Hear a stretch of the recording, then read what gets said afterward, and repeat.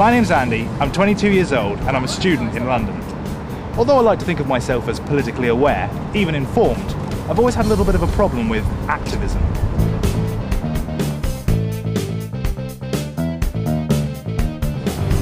I don't campaign for a political party. I don't tend to sign petitions, and when the odd war rally rolls around, as they tend to do in London, I'm always just a bit too busy to go. And it's not that I don't care about the issues, it's just that all that banner waving and chanting seems to be a bit serious, and the people that do it are just a little bit odd. Or so I thought, until I met comedian and political activist Mark Thomas. I think that people tend to think to be an activist that you need to be a certain type of person that is prepared to be arrested, that doesn't mind, that actually regards that in some way as a challenge, and in some occasions a badge of honour, and that actually you have to defy the law to fight it, and that's not the case. Every few months, Mark and others organise a large gathering of protesters on Parliament Square. They call it a mass loan demonstration. Mass loan demonstrating. It's a bit like flash mobbing, only for political activists. Now, as you can imagine, when I first heard of the notion of a lot of one person all turning up at the same time to demonstrate different things, it instantly appealed to my student sense of humour. There is in fact a serious political point being made, and it's to do with a new government law, the SOCPA law. Under this law here that we're demonstrating under in Parliament Square here today, I had to get permission to wear a red nose on Red Nose Day, lest it be counted as a demonstration and I be arrested.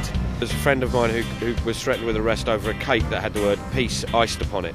It's absurd that, you know, if you need to get written permission from the police to have a cake, then we're living in a very, very weird situation. As part of his campaign against SOCPA, Mark came up with mass loan demonstrating. And it's nothing short of genius. And so our response to it was to say, OK, if one person with one banner needs permission, let's get lots of one people with lots of one banners to apply and sort of swamp the police with these applications. The idea is simple. Protesting in Parliament Square now requires a licence from the police 6 days in advance. So to protest this, people get together in large groups and each apply for a separate licence, leaving the system stuffed full of applications, intending to highlight the wastefulness and stupidity of the whole process. So what do the police make of all this? I spoke to Rachel Whitaker, a member of the Metropolitan Police Authority. She declined to appear on camera, but she was happy to give me some facts. The police have been stretched by these demonstrations. Over the last 18 months or so, they've received approximately 1,600 applications. Now compare that to the last 2 months where they received 2,200. That's almost 2 years' work in just 2 months. It would be fair to say that the Met Police Authority believe there are areas of the Act that could do with improvement. They plan to present some of these ideas in a briefing to the Home Office at a later date. Overall, I got the impression that the police authority were generally very supportive about a person's right to demonstrate and freedom of expression generally.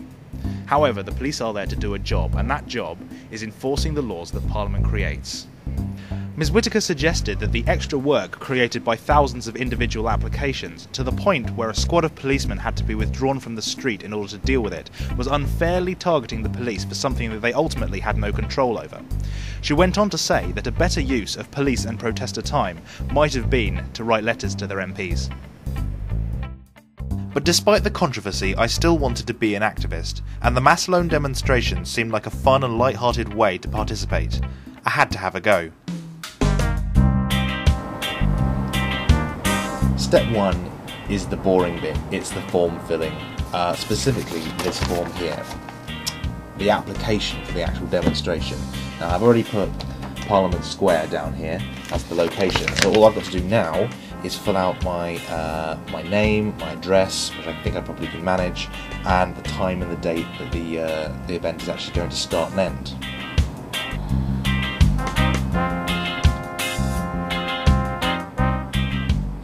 I actually forgotten my postcode.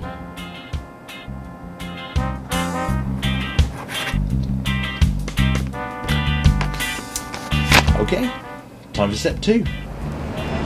It's 1 week before the big day, and I'm stood outside Charing Cross Police Station, which is in the West End of London. Do you do this kind of thing every month, or have you been coming to all of them? This is actually the first time I've done this. This is your first time? Yes. So I'm going to go hand them in now, and then get ready for the big day. Kind of like just venting, you know, here, where I can have a bit of fun. So you're protesting? Indeed. What are you protesting on? Well, greater government transparency.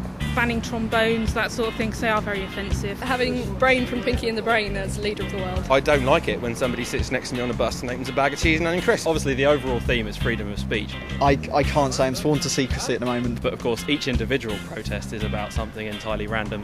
Equal rights for gay whales. Free entry for cats at the aquarium. Calm all llamas down. I'm campaigning for better plumbing.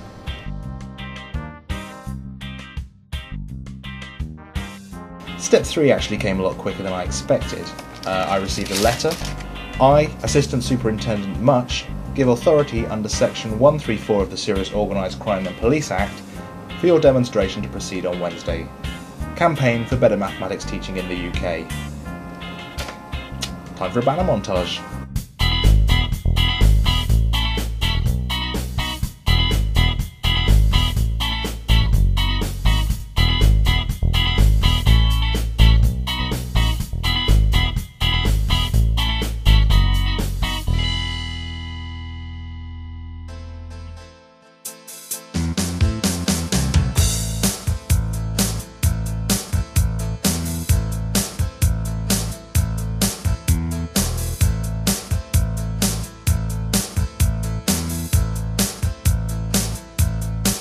I think protesting to the people in power is almost as essential as voting. I mean, it's important that your MP knows what you think.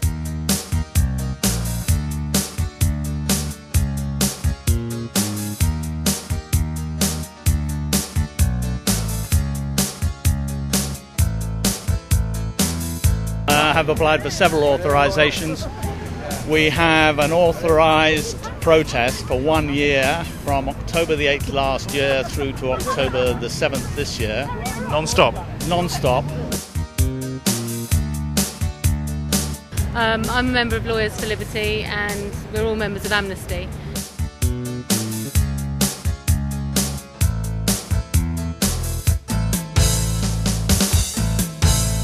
Well, basically, I've noticed a strong correlation between summer crime rates and swallows. Generally, I'm protesting to ban good men and women from doing nothing. I want a giant cuckoo in Big Ben.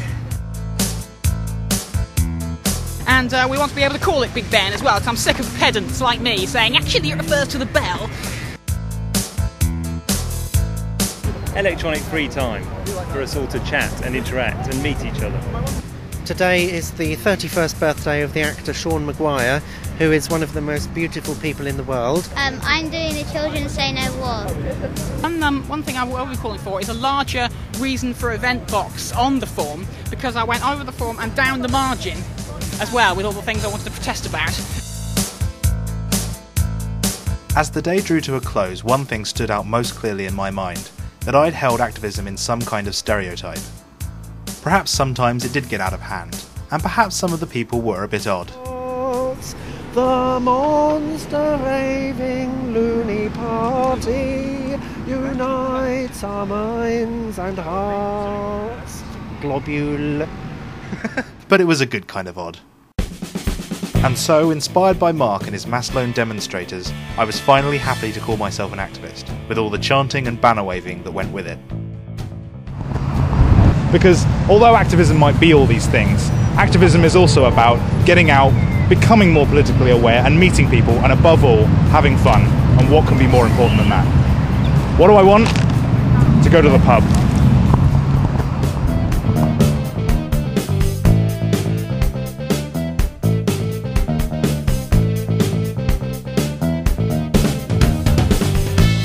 And around that time in the 70s, we were able to just kind of swim out a small distance into the water, and actually you could dive under rocks and pull out eating crabs.